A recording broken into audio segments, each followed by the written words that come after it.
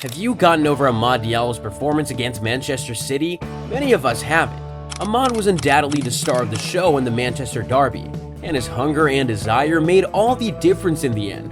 Seeing his role in United's late comeback win at the Etihad Stadium, everyone is talking about how good the kid is, from legends of the game to the players and managers. Let's hear what they have to say.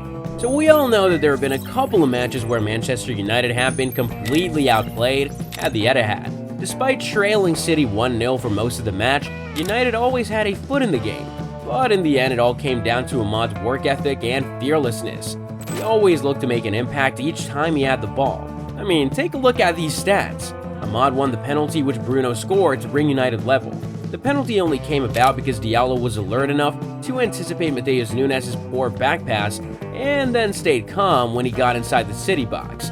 He didn't rush, and this caused a desperate Nunes to make a desperate challenge on him to concede the penalty.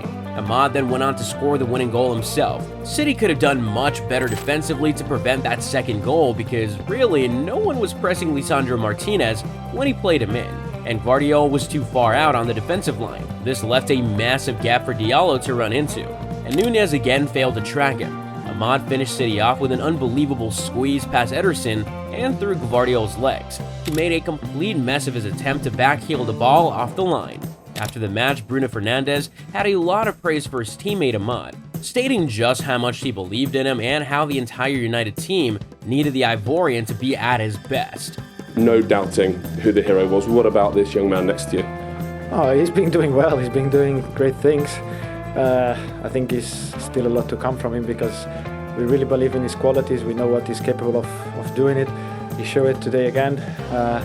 He's always hectic. He's always alive, you know, and this is why he gets the penalty. This is why he gets his goal. It's a brilliant pass from Leach also, but he's being brilliant. But I don't want to say much to keep him going again because we need him at this level because when he's like this, he's unstoppable. It's ridiculous to think that Amad wasn't getting substantial game time under the former manager Erik ten Hag, and even when Amad did start, he was often hooked early. Ruben Amor is clearly more convinced than the previous manager and gives Amad much more time on the pitch. This is something United legend Dimitar Berbatov thinks Amad fully deserves. According to the former striker, the second goal against City shows just how good Amad can be when given the chance. As one of the deadliest strikers back in the day, Berbatov knows a good goal when he sees one, and here's what he had to say about Diallo's performance. For some fans, Amad's goal was reminiscent of Paul Gascoigne's for England at Euro '96. Speaking on Sky Sports, Arsenal legend Thierry Henry also broke down the second goal, explaining on a more technical level how Amad was able to control such a difficult ball.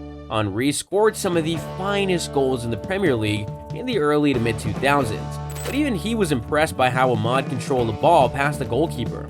Here, take a listen. Look, if he looks at the ball, he will never get it. At one point, you will see. He looks at the ball, but he will stop looking at it. He's going to look at where the ball is going to bounce. Look, he's not looking at it anymore. He's looking at where the ball is going to bounce. That's the only way he can get it. He can't get it. He knows he will get it only after the bounce. So he doesn't look at it anymore. He looks at where is it going to bounce. Instead of looking at it, he would have lost it. Jamie Carragher then quickly doubled down on Henry's take, calling the second goal the greatest piece of skill. Yeah, his foot is actually in mid. Yeah. To control that at the tip of the boot when he's actually in mid-air. What you've just said there about watching that, I mean, this is one of the best pieces of skill you'll probably see. But let's face it, Amad isn't just good, he's been United's best player this season. According to Manchester City's Micah Richards, Richards thinks that the loan spell at Sunderland helped Amad's development, and now he's enjoying the dividends. Richards thinks it's all down to self-belief and confidence, and really, you have to agree with him. Amad is proving himself to be a big game player, and with winning goals to his name against Liverpool and Manchester City in 2024, Amad has become impossible to ignore. Rio Ferdinand was quick to remind everyone of how many times people wrote Amad off. In the tweet, Ferdinand said that people called him lightweight and too young. Naysayers doubted his power and speed from the get-go, and only a few people were willing to bet on him. But now we've come to know that when Amad is on the pitch, no one is safe.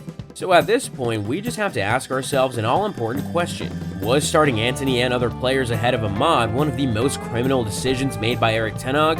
because Ferdinand says that he will go as far as making Amad the first name on his Manchester United team sheet. With and without the ball, he's been brilliant, and I think he's a real footballer. I don't think that was ever in doubt, said Ferdinand.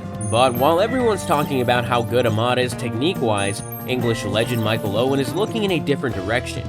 He thinks that Amad's physicality, endurance, and stamina should be talked about more. According to Owen, being able to put in the hard yards in the dying minutes of the match against City speaks volumes about Amad's fitness. Although more and more people are beginning to see the Ivorian's talent firsthand, former Manchester United captain Paul Scholes was one of the first to spot the 22-year-old's potential. Several weeks ago, Scholes said Amad deserved a spot in the starting lineup and needed a chance to prove himself on the big stage. Following an impressive performance against PAOK in the Europa League, Scholes said that Amad had passed the audition for a place in Ruben Amorim's squad. Scholes is a firm believer that Amad could become a key player for Manchester United in the near future, and he thinks it's down to the player's incredible attitude, and this is something another United legend agrees with. We know Roy Keane to be one of the more difficult legends to please. His standards are incredibly high, so when you have the former captain saying a lot of good things about your game, you know you've well and truly arrived. Keane thinks Diallo has all the qualities a Manchester United player should have. On top of that, Keane is impressed by how well Amad has handled the pressure of the United jersey. He also believes that Amad is his manager's greatest asset. However, he wants the 22-year-old Ivorian to remain grounded so that he can maintain this level. He's being the biggest plus, I think, no doubt, for the new manager coming in, getting to work with the players from the start of the first game, really. He's had a big impact, winning the penalty and the goal, and the finish certainly wasn't easy. And that just gave a player prepared to run forward as well. And also Bruno's chance came from somebody actually running forward. And a brilliant moment for him. And well deserved. He's got a bit of energy, he's got a bit of quality. Swedish midfielder Dejan Kulusevski played alongside Amad at Atalanta, where they both developed as youngsters. And he isn't too surprised with his performances because he has always known Amad to be that good. I know Amad, I went to same school with him. I went to same class with him, so I know him really well. Okay, so has he always had that brilliant touch as well? I mean, he showed a superb touch for the second goal. Yeah, no, his talent is unbelievable, and he's been by far one of their best players this season, and he has so much talent, and it will take him long. English former midfielder Danny Murphy scored 50 goals in 417 Premier League appearances, including 7 seasons at Liverpool. Now a pundit for BBC, Murphy praised United's performance in general before narrowing it down to Amad. Murphy says Amad's performance was a thank you gesture to Ruben Amorim for believing in him. Murphy also says that the new system under Amorim doesn't restrict Amad in any way. I thought there were some good performances from them, especially from Amad Diallo. He was outstanding. Talk about a player trying to impress a new manager and show him that he was right to select him. Positive. From the early stages of the second half, he wanted to get on the ball. The beauty of playing in this system for him is that he doesn't get stuck on the wing. He can come more central, which is a really good thing for him because he's going to get himself in more of these positions where he can score goals. Times the run brilliantly. His confidence, his belief in himself, because he's competing against some really good players. Let's not forget that.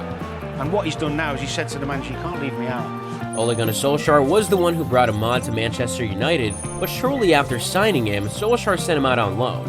Now, there are 2 arguments as to why that happened. A section of fans believe Solskjaer didn't think too highly of the Ivorian and did not have a clue on how to maximize his talent. However, others believe Solskjaer did the right thing by sending him out on loan for further development. Either way, United's former manager has had a lot of praise for his former protege. He's a great kid who deserves what he's experiencing now. Always worked hard and waited for the opportunity, got stronger and faster. The talent has always been crystal clear. From one United manager to another, let's see what Ruben Amorim has to say. One of the most exciting things about Amorim's Manchester United is that patterns are clear under the new manager. Before now, United had since longed for an identity and football philosophy at Old Trafford, and in a rush to achieve positive results, they skipped crucial steps. Amorim seems to be approaching things the right way so far. How, you may ask?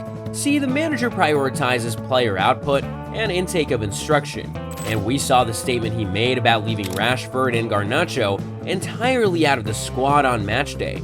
The Portuguese was so confident in his beliefs and processes that he could make such a difficult call, and it paid off. Whether or not you agree with Amorim's decision to leave Rashford and Garnacho out of the derby game, one thing is clear: the Portuguese knows what he wants, and his actions will most likely set the tone for the rest of the United squad.